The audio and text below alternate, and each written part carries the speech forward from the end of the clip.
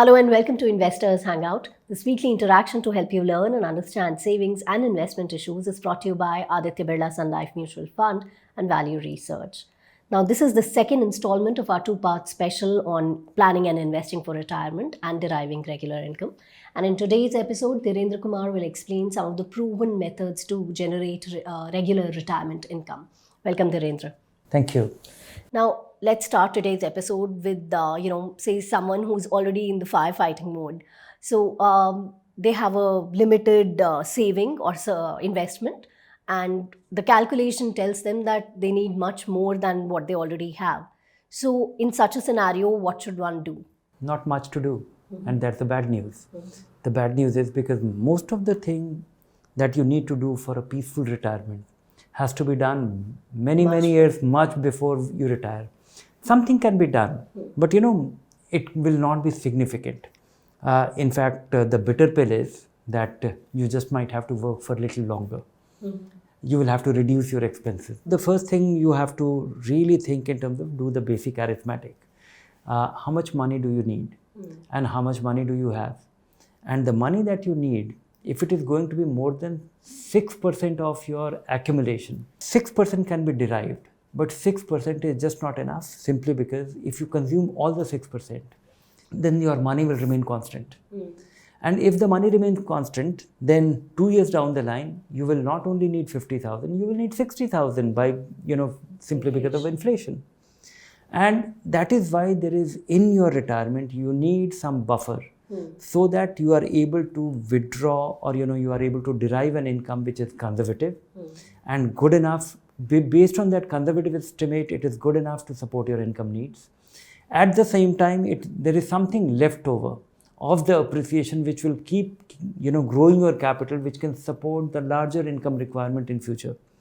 So anything where your income requirement is more than 6%, you have to really worry about it. And the way to deal with it is, you have to buy some time by either working so that you continue working. You don't need it tomorrow. So if you get 3 years time, 2 years time, that will be very easy.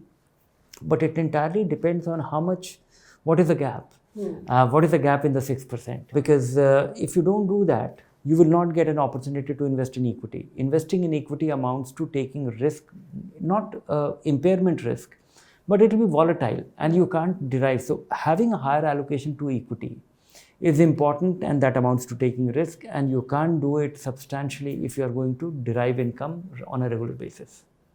All right, now moving on from there, how to combine guaranteed income saving schemes with equity to derive income in retirement? Any long-term investment portfolio must have some fixed income.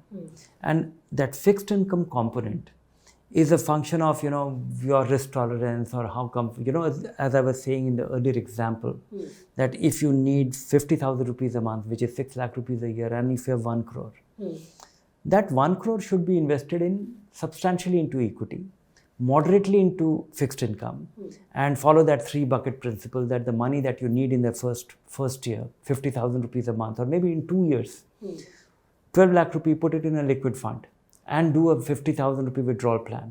So you are completely safeguarded from your remaining money, which is, 1 crore minus 12 lakh rupees.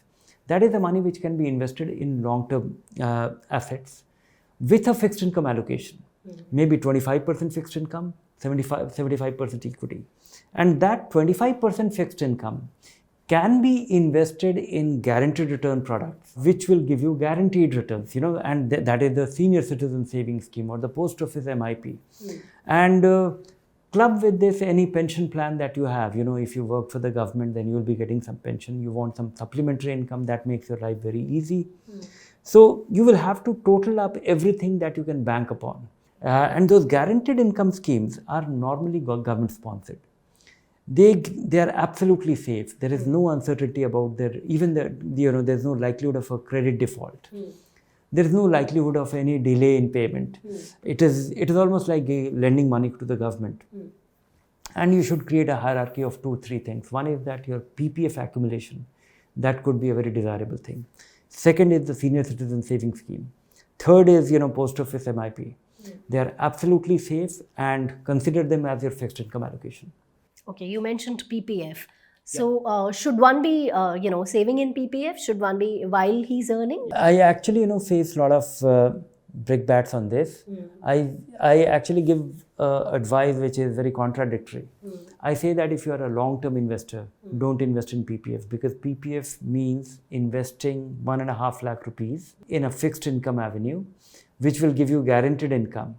And if you do this 1.5 lakh rupees for 15 years, your money in any average equity fund or little above average equity fund or in an index fund will be almost 2.5 times more than what you will accumulate in PPF, which is quite crazy.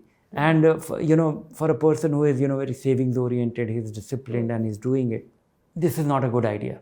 If you're disciplined enough to do your 1.5 lakh rupees annual investment spread over every month, over the next 15 years, do your equity fund SIP.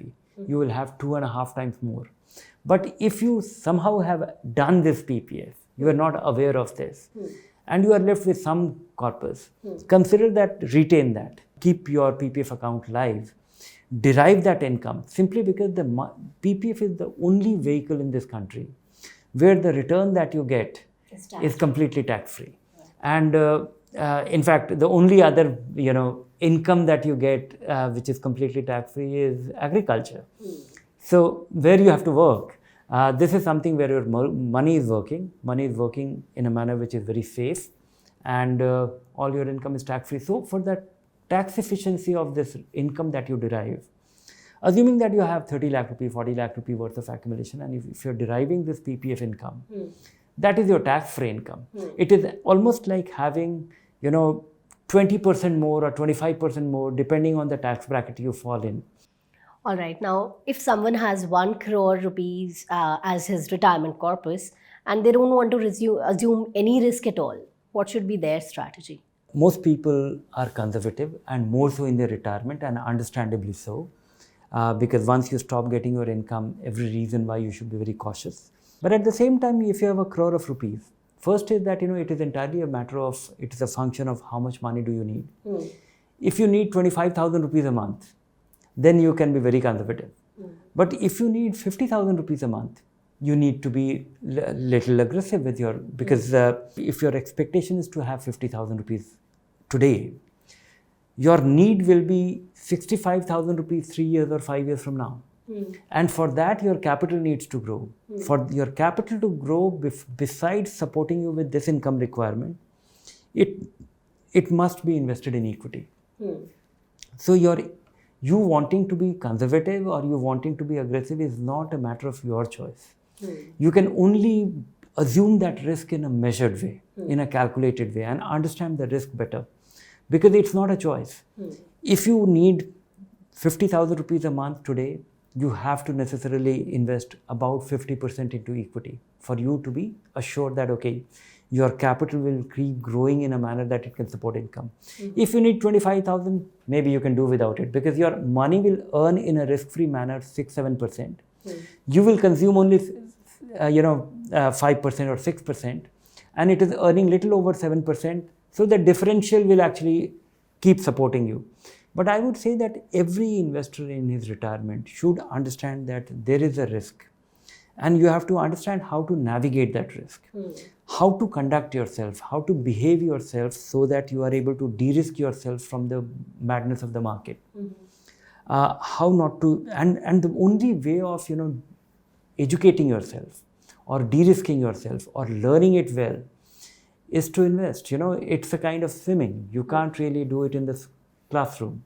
You have to jump into it, and you can jump into it and learn about it only when you have the time. Once you retire, you can't learn. So I think when you approach your retirement 10 years before that, start investing in equity. Do your SIP, choose a flexi cap fund, do it for 5 years. That is the only learning which you need to do. Without that, all this, or me talking to our audience or, to value research users and going by the scale of questions that we get, going by the anxiety that it causes, saving for retirement and living with dignity in retirement is one of the biggest, worries for most investors. And what needs to be done about this is a pretty simple thing. All right.